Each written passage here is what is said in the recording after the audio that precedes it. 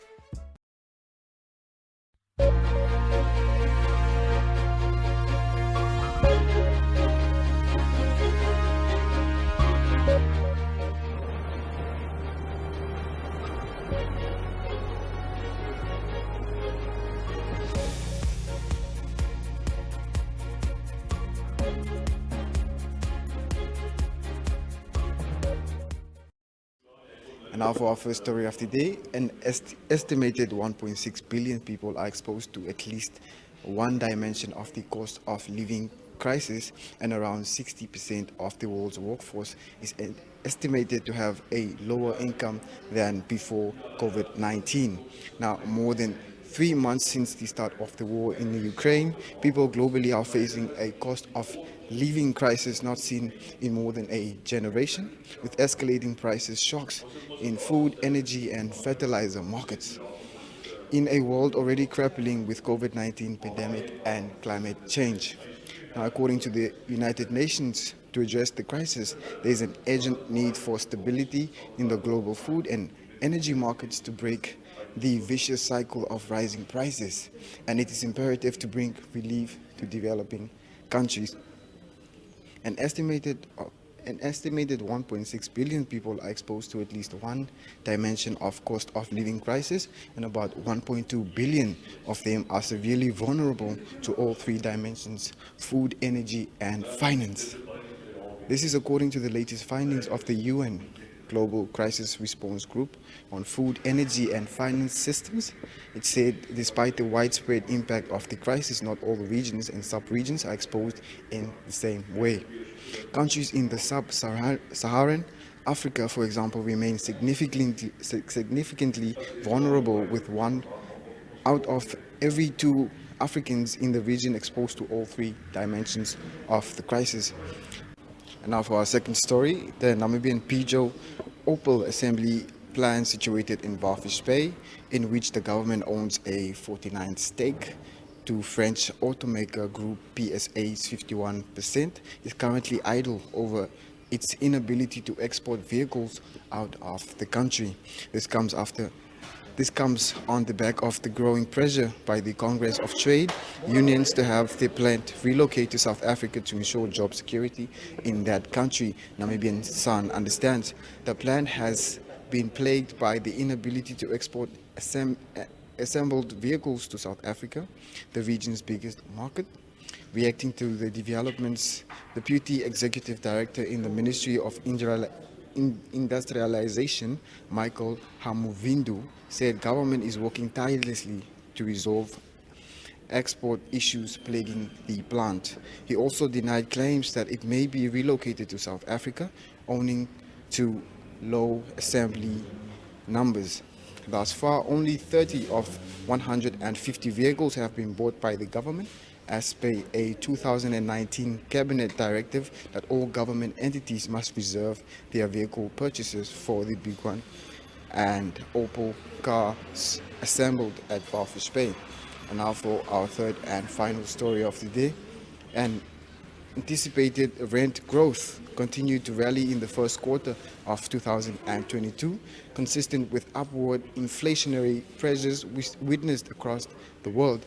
The biggest increase in rent came in from the more than 3-bedroom segment, a trend that has surfaced for the past 12 months. In effect, The average asking rent for more than 3-bedroom units was recorded at 19,329 Namibian dollars at the end of March 2022. This is the highest level on record and highlights a high retention rate in the multifamily rental market. It implies that tenants could be renewing their leases at relatively higher rates than ever before due to the increased competition and shortage of family homes. Overall, 12-month average rental index growth came in at 0.6% at the end of March 2022.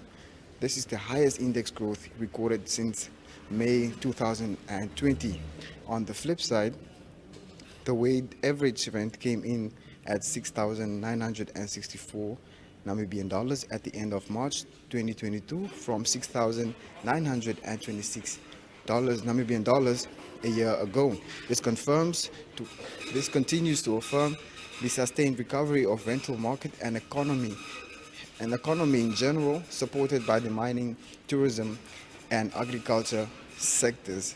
Despite the observed mild economic gains, we nonetheless view the erosion of affordability as a critical risk in this recovery path on account of the subdued real wage growth in the context of rising inflation. It therefore follows that renters need huge income growth in a market where rent-to-income ratios are not improving despite rent hikes. We estimate the average rent-to-income ratio to hover around 39%, close to the affordability ceiling of 40%. Now, if you want to read more on this or any of our other stories, you can check out our website. That's at www.erongo.com.na. Now, do not go anywhere. We'll be right back after this.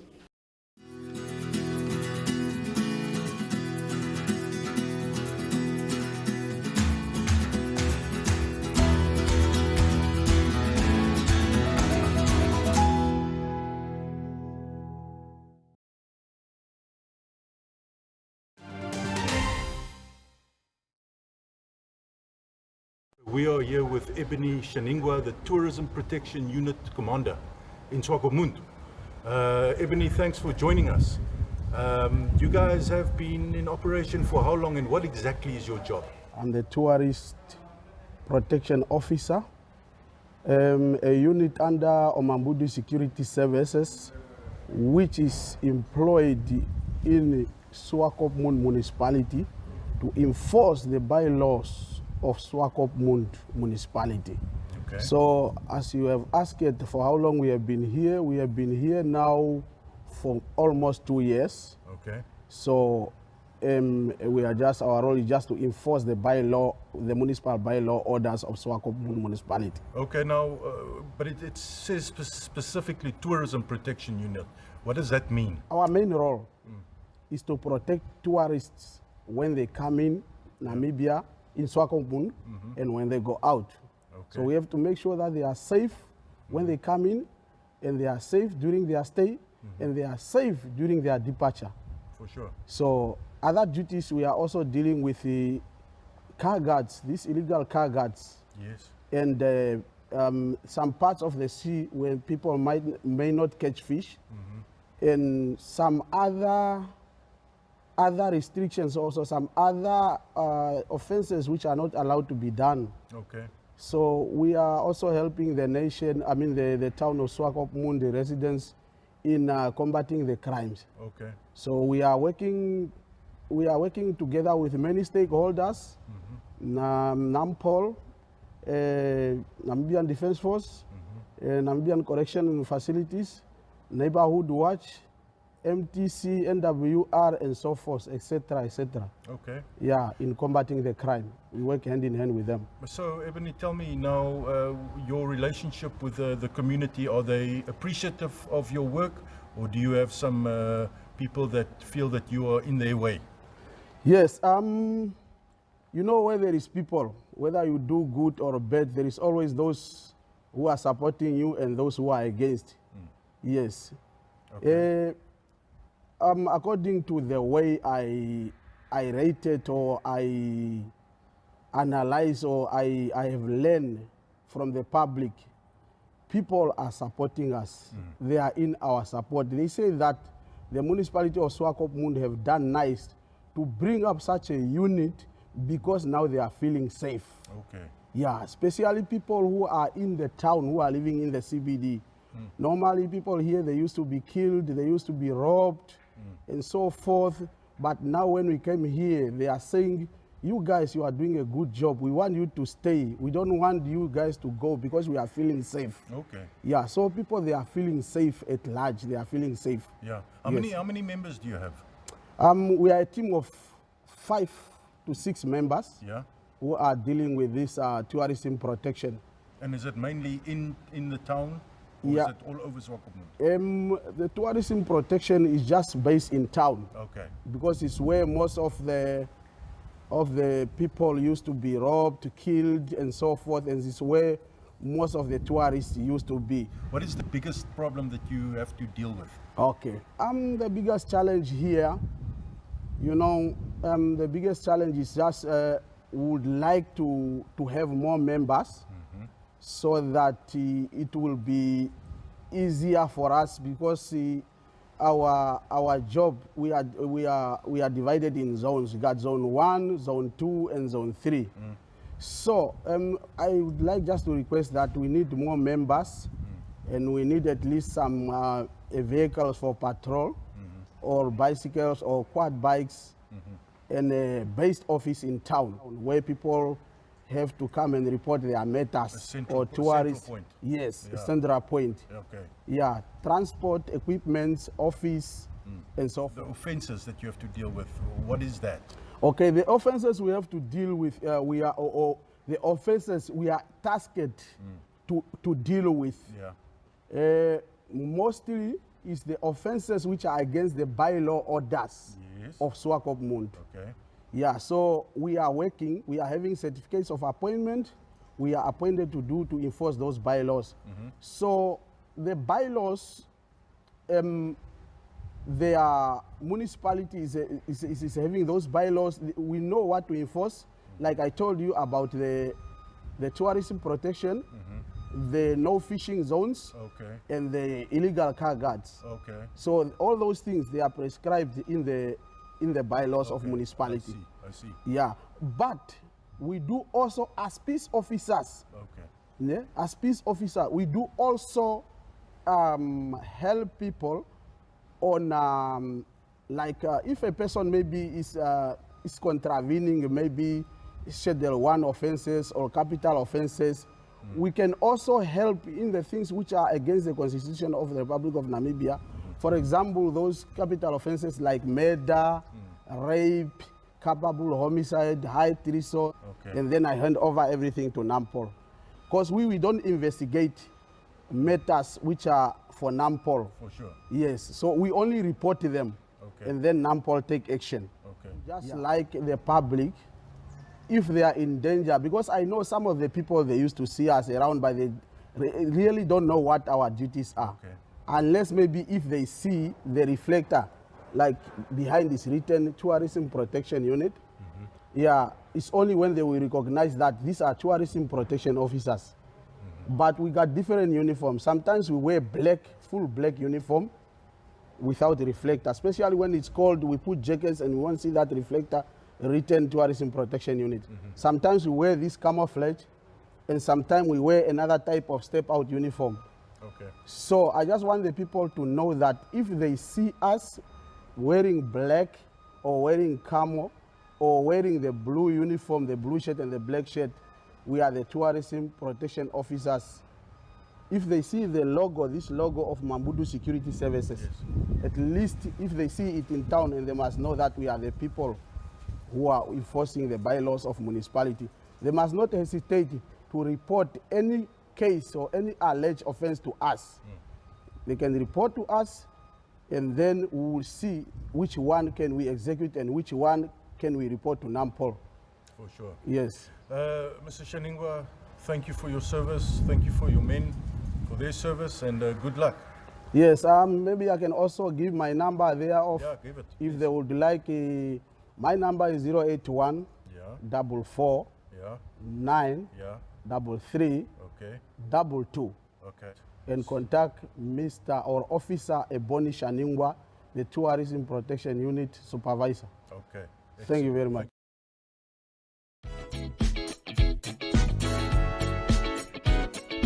Your kiss is soft as a summer breeze, and you lift me up when you smile at me.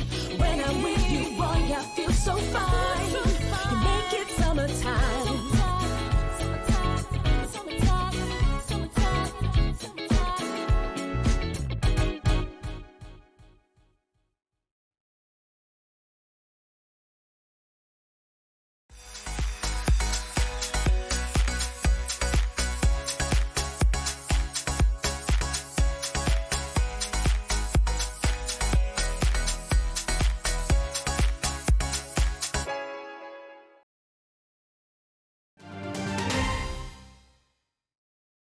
Now today, Erongo Talk is joining you from West Coast Joinery Supplies in Walvis Bay, and here next to me is the General Manager, who is Stefan Minges. Now, Stefan, West Coast Joinery Supplies, who and what is West Coast Joinery Supplies? Good morning all. West Coast Joinery in general is a joinery and cut and edge shop which supply hardware. In general, we supply all the basics for joinery and woodwork and do all the cutting and edging. So if you are a DIY person and a carpenter, this is your place to be. That's the place to be. Now, Stefan, West Coast Joinery Supplies recently also added the nice arts and crafts section. Can you maybe just tell us in general, what can we find here? Yes, we just thought to diversify the products we have. We have the choco paints which we supply now. We do decoupage papers, we do stencils, all the nitty-gritties for art. Yeah, quite a large variety. Table legs, embellishments, yeah, just to name a few, really large variety, so yeah. Awesome. So if you're a DIY person, a carpenter, arts and crafts enthusiast, this is your place to be. That's it. Now, Stefan, just quickly tell us about your opening and closing times. Open Mondays to Fridays from 5 till 1 and then 2 till 5. No, 8 till 1 and then 2 till 5. Saturdays from 8 o'clock till 12 o'clock, except on the last Saturday of the month we're closed for business. Now, let's say, for instance, like I said, I'm a DIY enthusiast, and I'm not sure what materials do I need. Can I come to the people here and... Anytime we can advise you on the products we have, the best application suited for the project you're doing. We'll help in any way and hopefully save you some money doing it. Yes, exactly. Awesome stuff. And then just finally, do you maybe have a message for the people out there of Walvis Bay or the surrounding towns? Well, come check out our new shop. It's really nice and we hope to see you soon. Awesome. Now I must say thank you, Stefan. Pleasure, thank you. Please stay tuned. We'll be right back after this.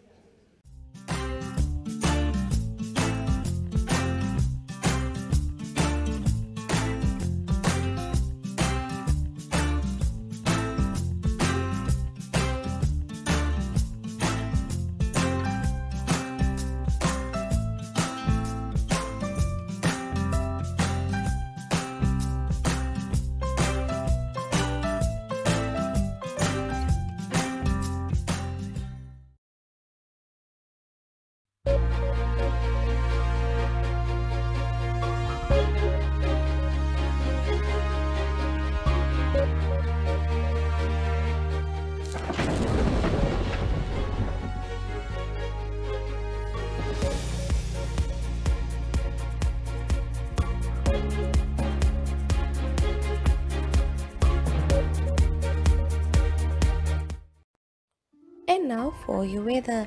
Sunset at the coast will be at 24 minutes past 6 on Wednesday, and sunrise will be 19 minutes to 8 on Thursday. Walvis Bay will have a maximum of 21 degrees Celsius on Wednesday, and for Thursday a minimum of 11 degrees Celsius and a maximum of 21 degrees Celsius. A 30-knot south-southwesterly wind will prevail. Swakopmund will have a maximum of 19 degrees Celsius on Wednesday, and for Thursday a minimum of 12 degrees Celsius and a maximum of 20 degrees Celsius. A 30-knot south-southwesterly wind will prevail.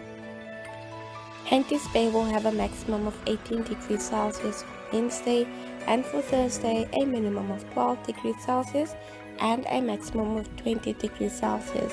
A 30 knot south wind will prevail. Arandas will have a maximum of 27 degrees Celsius on Wednesday, and for Thursday a minimum of 11 degrees Celsius and a maximum of 30 degrees Celsius. A 11 knot east-southeasterly wind will prevail. Usakos will have a maximum of 28 degrees Celsius on Wednesday, and for Thursday a minimum of 8 degrees Celsius and a maximum of 37 degrees Celsius. A 9 knot southeast wind will prevail.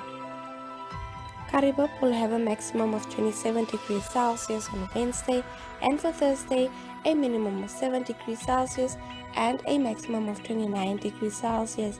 A 11 knot north wind will prevail. And lastly, Omaruru will have a maximum of 28 degrees Celsius on Wednesday, and for Thursday a minimum of 6 degrees Celsius and a maximum of 29 degrees Celsius. A 9 knot north wind will prevail. Platts Amir is a landmark on the coastline of Namibia, a home to quality shops and quality restaurants, a select variety of fashion and food retailers, as well as banks, not to mention the pier with 36 luxury apartments and entertainment for the whole family. Find us at corner of Tabarat and Albatross Street, Vineta North, Swakopmund. Call us on 064 462 242. Visit platsamir.com.na or at Platsamir on Facebook. Platsamir, enhancing your coastal experience.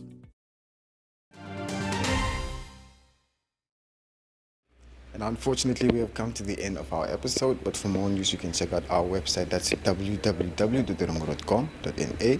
That's www.erongo.com.na. You can also send us your news tips at newstips@erongo.com.na, or you can share with us your story on our WhatsApp at 0811 7040. That's 0811 7040. Or you can also follow us on our social media platforms, Facebook, Instagram, and Twitter. Alternatively, you can check out our online channel. That's oneup2.com, or you can simply check us out on DSTV channel 285 or on GoTV channel 94. Now, that was all for today's episode. Until next time, it's goodbye.